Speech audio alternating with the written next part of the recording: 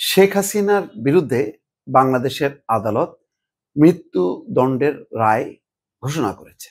তারপর সবারই চোখ ভারতের দিকে, যেহেতু ভারতে শেখ হাসিনা অবস্থান করছে। এখন ভারত কি ফেরত দেবে নাকি দেবে না, তা নিয়ে আন্তর্জাতিক গণমাধ্যমে রীতিমতো ঝড় উঠেছে। দ্য ডিপ্লোম্যাট পত্রিকার একটি কলাম সুধা রামচন্দ্রন লিখেছে, খুব ক্যাটেগরিক্যালি দেখলাম, লেখাটা পড়লাম যে কি কারণে ভারত শেখ হাসিনাকে ফেরত দেবে না।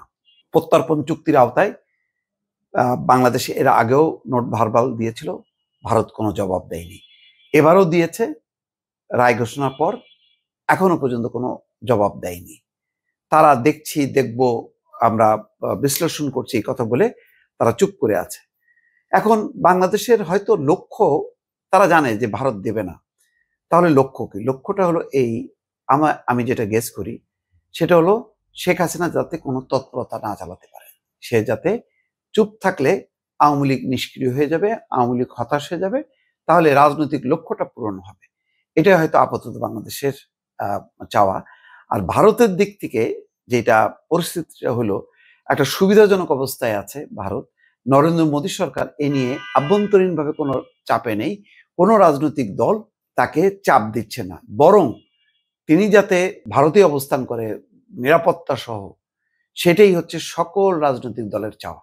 সেই চাওয়াটা পূরণ করছে মানে মোদী সরকার কোনো রকম আভ্যন্তরীণ বিরূপ কোনো রাজনৈতিক চাপ ছাড়াই। তো কেন? এটা হচ্ছে ওই যে ৭১ সালে সম্পর্ক, তখন থেকে ভারতের সম্পর্ক, তারপরে ৭৫-এর পর রাজনৈতিক পট পরিবর্তনের পর দীর্ঘ ৬ বছর শেখ হাসিনা এবং শেখ রেহানাকে ভারত সরকার আশ্রয় দিয়েছে, এবং ওই সময়ের যেই সম্পর্ক, সেই সম্পর্ক আবেগের একটা সম্পর্ক।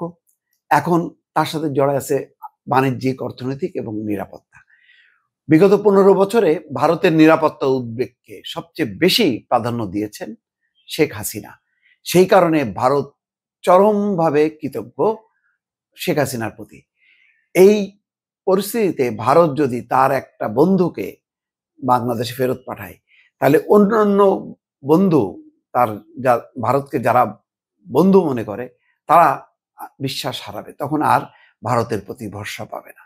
ফলে ভারত নিজে থেকে যেমন কৃতজ্ঞ আওয়ামী লীগ, শেখ হাসিনা এবং তার পিতা মরহুম শেখ মুজিবুর রহমানের প্রতি, তেমনি অন্যদিকে এটি আন্তর্জাতিক মিত্রদের, ভারতের আন্তর্জাতিক মিত্রদের কাছেও একটা মেসেজ দিচ্ছে যে দেখো, বাংলাদেশের আদালত তাকে সর্বোচ্চ শাস্তি দিয়েছে, মৃত্যুদণ্ড, তারপরও আমরা ফেরত দিচ্ছি না।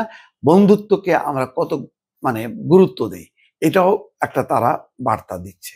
তো শেষ পর্যন্ত যেটা হচ্ছে, এখন বলা হচ্ছে যে এটা একেবারে নিশ্চিত যে পরিস্থিতি যাই হোক না কেন, তারা শেখ হাসিনাকে ফেরত দেবে না, এটা হচ্ছে চূড়ান্ত কথা। ফেরত না দিয়ে কিভাবে বাংলাদেশের সাথে সম্পর্ক উন্নয়ন করা যায়, এটা হচ্ছে তাদের লক্ষ্য। এবং সেই লক্ষ্যেই কিন্তু অজিত দোভাল ডক্টর খলিলুর রহমানের সাথে বৈঠক করেছে। সেখানে সম্ভবত একটা বিষয় হয়তো ভারত বাংলাদেশের দাবিকে মেনে নিতে পারে, যে মৃত্যুদণ্ডপ্রাপ্ত শেখ হাসিনাকে বাংলাদেশে ফেরত নেওয়ার ব্যাপারে বাংলাদেশ দাবি করবে না, বা এটা নিয়ে প্রতিনিয়ত কথাবার্তা বলবে না। আর ভারতও নিশ্চিত করবে যে শেখ হাসিনা ভারতে যতক্ষণ অবস্থান করছেন ততক্ষণ তিনি কথা বলবেন না। আর দ্বিতীয় আরেকটি বিষয় হচ্ছে, শেখ হাসিনার দল বা আওয়ামী লীগ শেখ হাসিনা তার পরিবারের সদস্য ছাড়াই যাতে তারা নির্বাচন করার সুযোগ পায়, সেটি আওয়ামী লীগের স্বার্থে না।